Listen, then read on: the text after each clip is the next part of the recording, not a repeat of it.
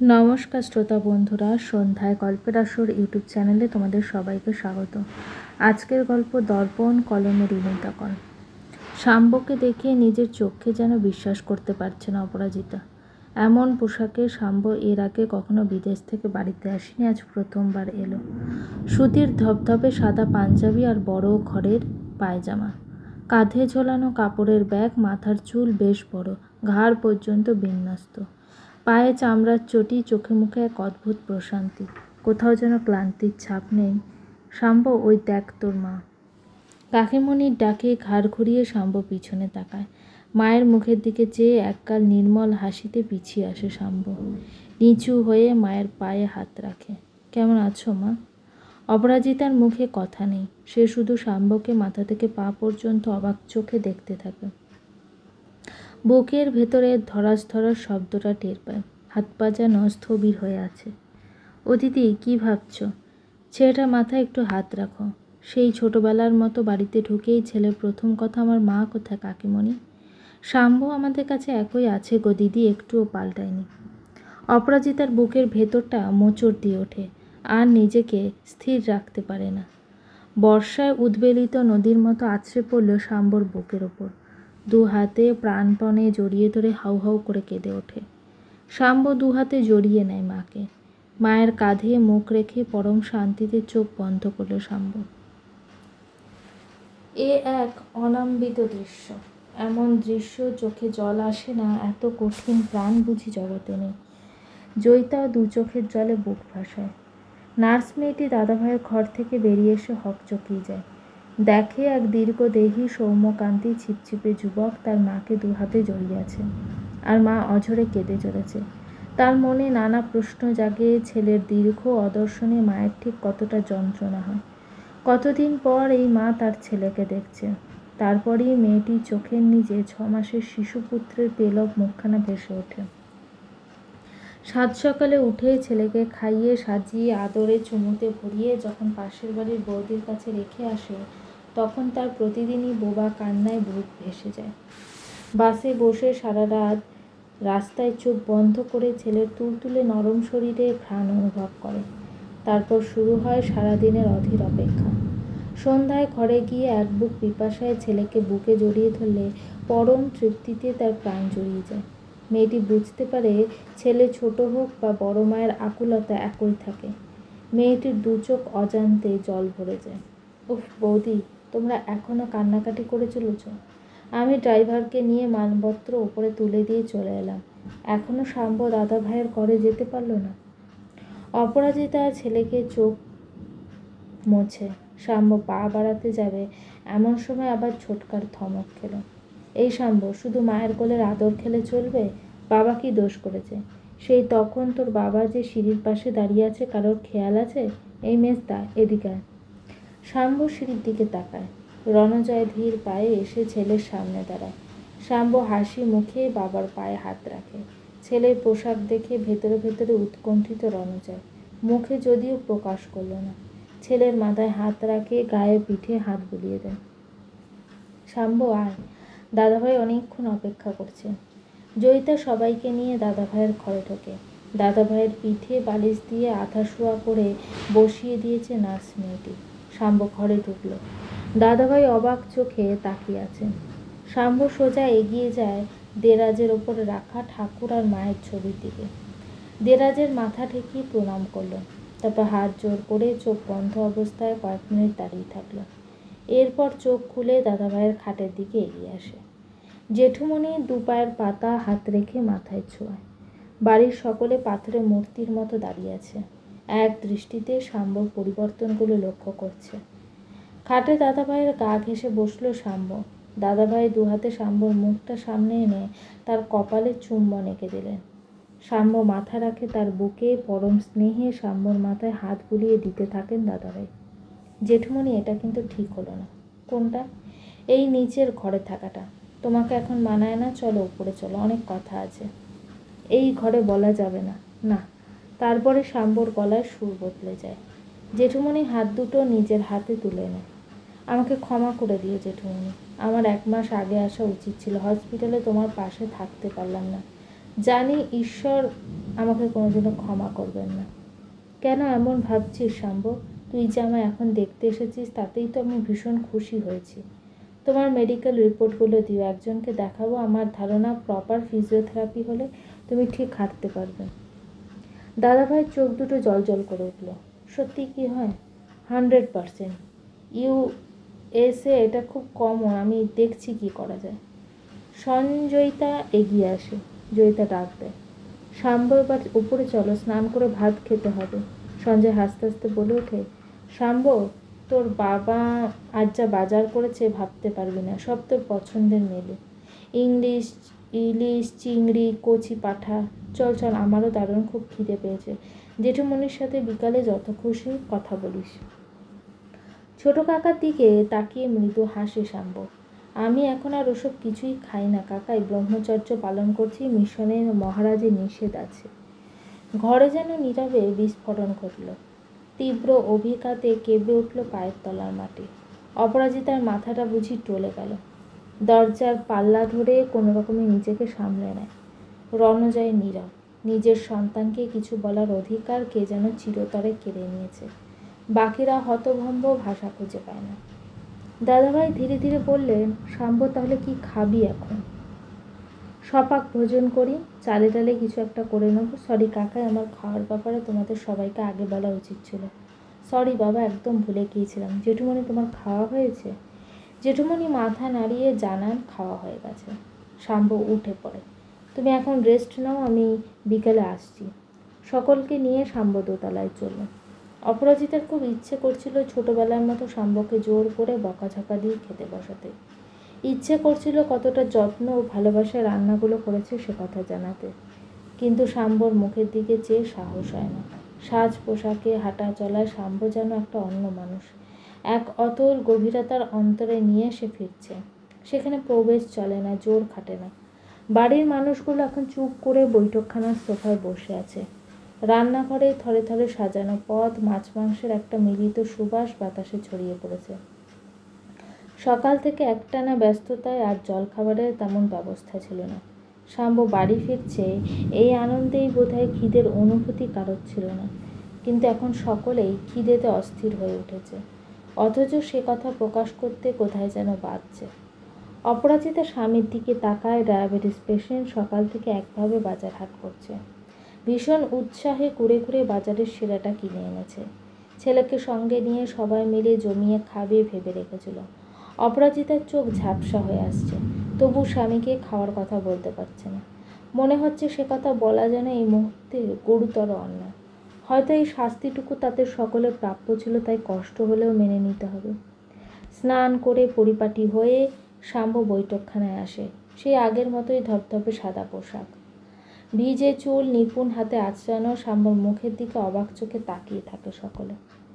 মা, চাল ডাল আলু কি আছে একটু বার করে দাও, রান্নাটা বসিয়ে দিই। অপরাজিতার মুখে কথা নেই।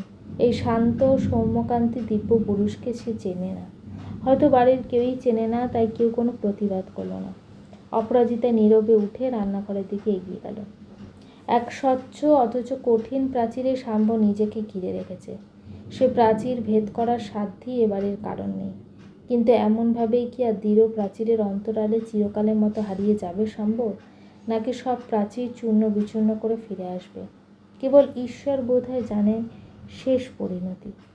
রবিবারের সকালে রান্নাঘরের গলদঘর্ম হয়ে বাজার থেকে সদ্য আনা ইলিশ মাছ ভাজতে বসেছে অপরাজিতা। হঠাৎ পিছন থেকে আঁচলে টান, মা, একটু ইলিশ মাছের ডিম দাও না, খেতে বসে আর চাইব না, সত্যি বলছি। অপরাজিতা ছেলের দিকে চোখ বড় করে, না শাম্ব, তখন ভাগ করতে পারবে না, ভাই দেখতে পেলেই চাইবে, কাকিমণি রাগ করবে। ভাই বারান্দায় খেলছে, তুমি দাও না। শাম্ব চোখ বন্ধ করে মায়ের সামনে গিয়ে মুখটা হাঁ করে দাঁড়িয়ে থাকে। অপরাজিতা এদিক ওদিক তাকিয়ে এক টুকরো ইলিশ মাছের ডিম ছেলের মুখে ফেলে দেয়। ফিসফিস করে বলে, তাড়াতাড়ি খেয়ে মুক্ত হয়ে যা, কেউ যেন জানতে না পারে। ভাজা ডিমে কামড় দিয়ে তৃপ্তিতে শাম্বর চোখ বুজে যায়। ছেলের মুখভঙ্গি দেখে অপরাজিতা মুখ টিপে হাসে, মনে মনে বলে, বেড়াল একটা, জানি ইলিশ মাছের গন্ধে ঠিক ছুটে আসবে। দুপুরের তন্দ্রায় এই দৃশ্য ছবির মতো দেখতে পায় অপরাজিতা। আধা তন্দ্রায় পাগলের মতো খুঁজতে থাকে ফুটফুটে বছর 8 ছোট্ট শাম্ব। কয়েক মিনিটের মধ্যে অপরাজিতার চেতনায় বাস্তবটা ফুটে ওঠে। মনে পড়ে যায় রান্নাঘরে পড়ে আছে রাশিকৃত ইলিশ মাছ ভাজা আর ডিম। এবারের কেউ আজ ইলিশ মাছ মুখে তুলতে পারেনি। প্রায় সব রান্নাই পড়ে আছে। কোনো রকমে যা হোক খেয়ে সবাই ক্ষুধা নিবারণ করেছে। কেবল অপরাজিতা ওসব রান্নার কিচ্ছু মুখে দেয়নি। জয়িতা অনেক বুঝিয়েছে, রাজি করাতে পারেনি। শেষ পর্যন্ত শাম্ব যে খিচুড়ি বানিয়েছিল তার কিছুটা বাড়তি ছিল, সেটা এনে দিদিকে খাইয়েছে। নিজের ঘরে মাটিতে বসে কাঁদতে কাঁদতে কখন যেন অপরাজিতার চোখের পাতা লেগে গিয়েছিল। ঘুম ভাঙতে ধর্মার করে উঠে দাঁড়ায়। দেখলো খাটের ওপর রণজয় অঘরে ঘুমাচ্ছে। বড় মায়া হয় অপরাজিতার। মানুষটা যেন মরমে মরে রয়েছে। আজ যে রণজয় কতটা কষ্ট পেয়েছে তা ঈশ্বর জানেন আর অপরাজিতা জানেন, কিন্তু মুখে একটা কথাও বলেনি। জয়িতার জোরাজুরিতে মাথা নিচু করে অল্প একটু খেয়ে ঘরে এসে শুয়ে পড়েছে। যাই হোক, অপরাজিতা বাইরে আসে, দেখলো বৈঠকখানা খালি। জয়িতার সঞ্জয় হয়তো নিজের ঘরে রয়েছে। সে এগিয়ে যায় শাম্বর ঘরের দিকে। দরজা ভেজানো। থমকে দাঁড়িয়ে কি যেন ভেবে সাবধানে দরজা খুলে ঘরের ভেতর ঢুকলো। বিছানায় তখন পাশ ফিরে ঘুমোচ্ছে শাম্ব। মেঝের চারদিকে তাকিয়ে অবাক হলো অপরাজিতা। অন্যবারের মতো ঢাউস ঢাউস সুটকেস একটাও নেই, মাত্র 3-4টে ছোট ট্রলি ব্যাগ। একটা খোলা রয়েছে। অপরাজিতা দেখলো সেখানে সাদা পাঞ্জাবি, পায়জামা আর ধুতি রয়েছে। কোনো রঙিন জামা অথবা শার্ট প্যান্ট সেখানে নেই। আর স্বামীজির বেশ কিছু বই রয়েছে। খাটের পাশে টেবিলে ঠাকুরমা স্বামীজির 3টি ছবি শাম্ব রেখেছে। অপরাজিতার কাছে সবকিছুই বড় অদ্ভুত আর বড় নতুন লাগছে। খারাপ ভালো জানে না, কিন্তু মন থেকে কিছুই মেনে নিতে পারছে না। নীরবে ঘর থেকে বেরিয়ে এলো। অপরাজিতা ঘড়ির দিকে তাকিয়ে দেখলো বাজে 4:30। আর সকালের অভিজ্ঞতা থেকে সে ঠিক করে নিয়েছে শাম্ব এইভাবে নিজের হাতে রান্না করে খেলে ও নিজে আগে গৃহত্যাগী হবে। যেদিন 2 চোখ যায় চলে যাবে। এত বছরের দীর্ঘ জীবনে এত বড় বিপদে অপরাজিতা আগে কখনো পড়েনি। বিধাতা পুরুষ যেন তাকে গভীর খাদে ফেলে পরীক্ষা নিচ্ছেন। অন্ধকার গহ্বরে সে কেবল হাতড়ে চলেছে, উপরে উঠতে চাইছে, কিন্তু কোথাও যেন আলোর দিশা নেই। হঠাৎ দাদাভাইয়ের কথা অপরাজিতার মনে হলো। শেষ ভরসা হয়তো এখন এই অসুস্থ মানুষটি। দ্রুত পায়ে নিচে নামলো অপরাজিতা। দাদাভাইয়ের ঘরে ঢোকে এক মনে বই পড়ছিলেন দাদাভাই। দাদাভাই আসবো? এসো মেজো বৌমা, ঘুমোয়নি। চেয়ার টেনে দাদাভাইয়ের মুখোমুখি বসলো অপরাজিতা। ঘুম কি আসে দাদাভাই? কোন মায়ের কপাল এমন হয় বলতে পারেন? সকাল থেকে এত কিছু রান্না করলাম আর ছেলে এসে কোনো কিছু মুখে তুলল না। সে কিনা হাত পুড়িয়ে খিচুড়ি করে খেলো। আপনাকে কিছু একটা করতেই হবে দাদাভাই। শাম্বকে আমরা কেউ এখন আর চিনতে পারছি না। আমি, ওর বাবা, কেউ কোনো প্রতিবাদ করতে পারলাম না। বকাবকি করতে সাহস পাচ্ছি না। মনে হচ্ছে ভীষণ অচেনা কোনো মানুষ। কিন্তু কদিন দাদাভাই? এমনভাবে কদিন? মাথায় নিচু করে আঁচলের চোখে জল মোছে অপরাজিতা। মন খারাপ করো না, আমি ওকে আজ রাতেই বোঝাবো। ও এক ভ্রান্ত ধারণা নিয়ে চলেছে। মিশনে কোথাও সপাকের নিয়ম নেই। এমনকি নিরামিষ আহার যে গ্রহণ করতে হবে তারও উল্লেখ নেই। স্বামীজি নিজে মাছের ভক্ত ছিলেন। তবে কি জানো, আমার মনে হয় শাম্ব এসব তথ্য জানেন, কিন্তু কেউ হয়তো কোনো মহারাজ ওকে কৃচ্ছ সাধনের কথা বলেছেন। ও সাজ পোশাক, খাওয়া দাওয়ায় তার ছাদ পরিষ্কার। সন্ন্যাসের আগে কৃচ্ছ সাধন করে আত্মশুদ্ধি করতে চাইছে, কিংবা হতে পারে সম্পূর্ণ সিদ্ধান্ত নিজের নাও। দাদাভাই তাহলে কি এমন চলবে? মেজ বৌমা অত অধৈর্য হলে চলবে না। এক কথায় মেনে নেওয়ার ছেলে সে নয়। বেশি জোর খাটালে হয়তো তাড়াতাড়ি বাড়ি ছাড়বে। ওকে ধীরে ধীরে দায়িত্ব দিয়ে সংসারে বেঁধে ফেলতে হবে। অপরাজিতা অধৈর্য স্বরে বলল, ওকে একটু বলবেন আজ কতটা কষ্ট ওর বাবা মা আমরা সবাই পেয়েছি। রাতের রান্নাটুকু যেন আমি অন্তত করে দিই। দাদাভাই বুঝতে পারছেন এক মায়ের মনের অবস্থা, কিন্তু তাকে সম্পূর্ণ আশ্বাস তো দিতে পারছেন না। সারাটা জীবন যাদের সুখী দেখবার জন্য প্রাণপাত করেছেন তারা আজ কেউ ভালো নেই। এটা যে কতটা তাকে যন্ত্রণা দিচ্ছে সে কথাই সে বলবেন। অপরাজিতা নিজের ঘরে আসে। এখনও সবাই ঘুমিয়ে রয়েছে। অপরাজিতার ছোট ছেলে সৌম্যর কথা মনে হয়। সৌম্য এসে যদি দাদাকে বোঝাতে পারতো তাহলে কি কিছু সুবিধা হতো। দাদাভাই ছেলে মেয়েদের বলতে বারণ করেছিলেন, কিন্তু সৌম্য নিজের ভাই, তার তো অধিকার আছে। নানা রকম ভাবতে ভাবতে সৌম্যকে ফোন লাগায় অপরাজিতা। অসময়ে মায়ের ফোন পেয়ে একটু ভয় পেয়ে যায় সৌম্য। অপরাজিতা আশ্বস্ত করে সংক্ষেপে শাম্ভুর কথাটা ছেলেকে বুঝিয়ে বলে। সৌম্য ছোট্ট থেকেই দাদা অন্তঃপ্রাণ। দাদা তার আদর্শ। দাদার আকস্মিক সাফল্যে তার গর্বের শেষ নেই। তাই পুরো ব্যাপারটা আত্মস্থ করতে বেশ একটু সময়ই লাগে। মা, এখন বুঝতে পারছি গত 6 মাস যখন ফোন করেছি দাদার রিয়াকশন কেমন যেন অন্যরকম মনে হতো। কোনো ব্যাপারেই যেন আগ্রহ নেই। বললাম সামনের বছর ভাবছি তোর ওখানে যাবে, তাতেও কোনো উৎসাহ দেখালো না। শুধু বলে আসিস। আচ্ছা সৌম্য, তুই কি এখন একবার আসতে পারবি? দাদার সাথে কথা বলতিস। এই মুহূর্তে অসম্ভব, নতুন প্রজেক্ট, ছুটি পাবো না। তবে যেতে তো হবেই। পরের মাসে চেষ্টা করছি ওর সন্ন্যাস নেবে বললেই হবে। তারাও যাই। দিদিভাই আর তোজোকেও আসতে বলেছি, সবাই মিলে একটা ব্যবস্থা তো করবোই। তুমি বরং দাদার জন্য পাত্রী দেখতে শুরু করে দাও, বিয়েটা দরকার। কোনো কালেই তো একটা গার্লফ্রেন্ডও জোটাতে পারলো না, এবার একটা কড়া বউ ওর দরকার। চুপ কর সৌম্য, কোনো কালে সিরিয়াস হবি না। এত ইলিশ মাছ করলাম, দাদা কিচ্ছু খেলো না, ভাবতে পারছিস? এই দাদাকে তুই চিনতে পারবি না। আমি মা হয়ে চিনতে পারছি না। তুমি একটা কাজ করো, দাদার ঘরে চুপি চুপি মাছ ভাজা আর মাছের ডিমগুলো রেখে দিয়ে আসো।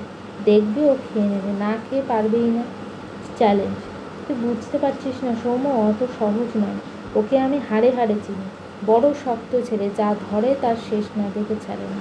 এখন রাখি, তুই বরং রাতের দিকে আমার মোবাইলে ফোন করে দাদার সাথে কথা বলিস, দেখিস কী বলে। সৌম্যর সাথে কথা বলে অপরাজিতা যেন কিঞ্চিৎ স্বস্তি পেল। বড়রা যা পারে না, ভাই বোনেরা সবাই মিলে বললে হয়তো কাজও হতে পারে। ডুবন্ত মানুষের খড়কুটো যা পায় তাকেই জড়িয়ে ধরে। রাত 8টা বেজে গেছে, শাম্বর ঘুম ভাঙেনি। প্রতিবারই এমন হয়। আমেরিকা থেকে দেশে ফিরলে দিনরাতের হিসাব ভুলিয়ে যায়, কিন্তু মানুষের শরীর দীর্ঘ যাত্রা আর কয়েক রাত জাগরণের ক্লান্তি যাবেই বা কোথায়। শরীর ঠিক উসুর করে নেয়। দুদিন একটু বেশি ঘুম হলে তবে স্বাভাবিক ছন্দ ফিরে আসে। ওদিকে শাম্বর প্রতীক্ষা ছটফট করছে। বাড়ির কারোর মুখে বিশেষ কথা নেই। জয়িতা দিদির পাশে রয়েছে, কিন্তু সান্ত্বনার ভাষা খুঁজে পাচ্ছে না। রণজয় নিজেই ঘরে শুয়ে রয়েছে। ছোট ভাই মাঝে মাঝে দাদার ঘরে যাচ্ছে, টুকটাক কথা বলছে। আরও প্রায় আধা ঘন্টা পর শাম্ব বলে উঠল, চোখে মুখে জল দিয়ে জড়তা কাটিয়ে বৈঠকখানায় আসে। জয়িতা ব্যস্ত হয়। শাম্ব, কফি করে দিই, বেশি করে দুধ দিয়ে ঘন করে কফি, সেই পরীক্ষার সময় যেমন বারে বারে খেতিস। শাম্ব হাসে। তোমার মনে আছে কাকিমা? বাহ, মনে থাকবে না কেন, এ তো সেদিনের কথা রে। তোরা বড় হয়ে নিজেদের কাজ নিয়ে ব্যস্ত হয়ে পড়ছিস, কিন্তু আমি আর তোর মা তোদের ছোটোবেলাটুকু নিয়েই পড়ে আছি রে। কত ভালো ছিল সেই দিনগুলো, কিভাবে যেন হৈ হৈ করে কেটে যেত। তোদের লেখাপড়া, ঝগড়া, মারামারি নিয়ে জেরবার হয়ে যেতাম। খালি ভাবতাম কবে তোরা বড় হবি। আর এখন দেখ, সময় কাটতে চায় না। তোদের ছাড়া খা খা করে এত বড় বাড়িতে। শাম্ব মায়ের দিকে তাকায়। দেখে মা এক দৃষ্টিতে জানলার দিকে তাকিয়ে আছে। শাম্ব অন্তর্দৃষ্টি প্রখর। সে জানে সকালে না খাওয়ার বিষয়টি বাড়ির সবাইকে কতটা দুঃখ দিয়েছে, কিন্তু উপায় যে নেই। মায়ার বান্ধন কাটাতে গেলে মন দুর্বল করলে চলবে না। নিষ্ঠুর হাতে অতলান্তে ডুবিয়ে দিতে হবে জাগতিক মায়ার সকল বন্ধনকে। এই ক্ষুদ্র গণ্ডি চাওয়া পাওয়ার থেকে মুক্তি না পেলে মানব সেবায় নিজেকে উৎসর্গ করা যায় না।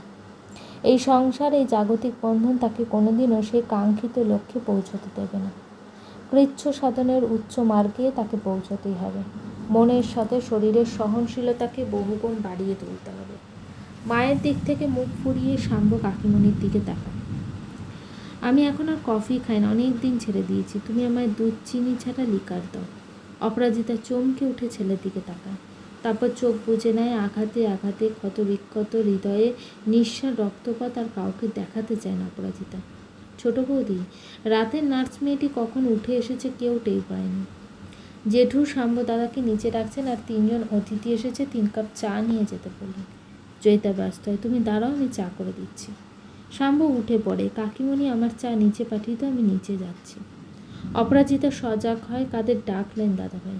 তাদের সামনেই কি শাম্বকে খাওয়ানোর ব্যাপারটা বোঝাবেন, নাকি অন্য কিছু ভেবেছেন? কিন্তু সেদিন যে বললেন শাম্বর আসার খবরটা যেন কাকপক্ষীও টের না পায়।